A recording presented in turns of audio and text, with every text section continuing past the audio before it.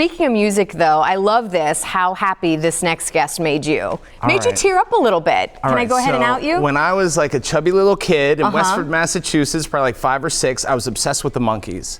And I would watch the Monkees TV show, and I had their greatest hits. It was my first album, so I'd run around the house doing the Monkees skits, you know? Mom Daly's in studio, by the way. She can attest to confirm this. that. My mom, Mary Daly, my Aunt Shirley are out there. And yesterday, I got to meet Micky Dolenz at Busch Gardens. He's playing there. Check it out right now. Here we come, walk down the street. Okay, when I was a kid, I was a Monkees freak. I was obsessed, but I didn't want to be Davey. I didn't want to be Peter. I didn't want to be Michael. I want to be this guy right here, the great Micky Dolenz. It is such an honor and a pleasure. Thank you. My first album was the greatest hits, the orange one. No. You know, and I was like drawn to you because you were funny.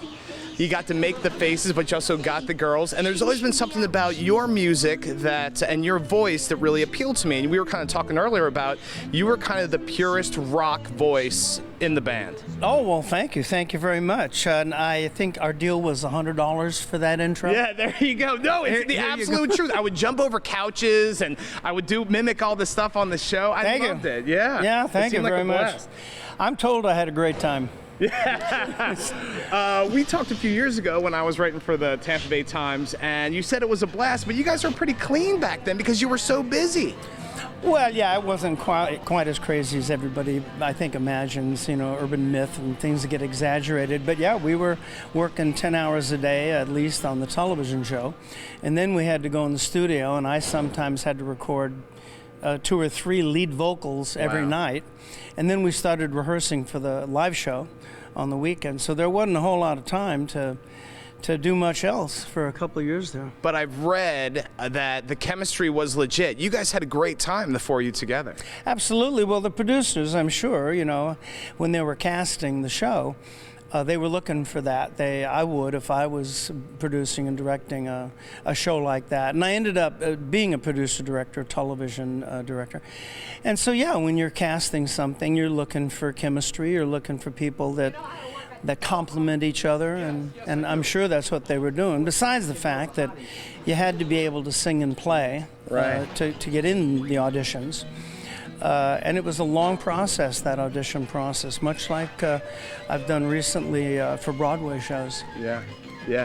The rumor has it that you guys had such a good time in the studio and you would crack each other up when you're supposed to be recording all this bounty of music that they had to separate you and bring you in one by one. Is this true? There is some truth to that. A lot of it had to do just with scheduling and logistics of it also.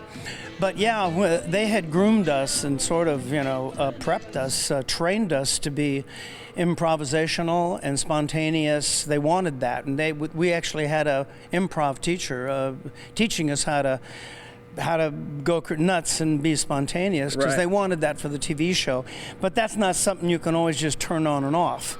So at times it became very inappropriate, or would just waste a lot of time, and people would be tearing their hair out. But it was their fault. They're the ones that had, you know, they started the fire. Yeah, you're doing these shows here at Busch Gardens, and I'm not going to give it away, but I've seen the set list, and the set list is tremendous. You get all the hits, but then you're doing different drum, which a lot of people don't know that Mike Nesmith wrote different drum, which is a big hit. You're doing, of course, Daydream Believer, which was Davey. The great Davy Jones had the vocals. When you do Daydream Believer, do you feel him on stage? Well, of course, because we also have quite a lot of multimedia in the show, and there's a lot of footage of us and David and Mike and Peter and that era and those times. So we have quite a lot of multimedia footage also. But we always did. We were the first act, if I'm not mistaken, to bring film into concerts in '66. We had massive, great movie screens we were showing film. Yeah, well, this leads me into my final question, and it's something I'm very, very angry about, because you guys were progenitors in a lot of things. A lot of people consider you guys the first people to do a music video. Albums went #1, songs went #1. Hendrix opened for you guys, and yet not in the Rock and Roll Hall of Fame, which I don't understand at all. I was a music critic for 10 years. If there's any band that belongs in the Rock and Roll Hall of Fame, it's the Monkees. What is it political? What's going on? I have no idea because I don't know how the operation. Well, I do know how the operation works. You know, the thing. First of all, I don't chase awards and those kind of things. We got an Emmy for as a child of television. First, a group to win 2 Emmys, right? We got 2 Emmys, and so that for me was a huge accomplishment.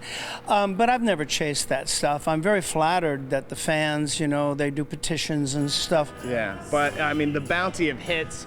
Pleasant Valley Sunday that's the one I would like sing as a kid. That was yours. You did Last Train to Clarksville. You had how did you get to sing the theme song?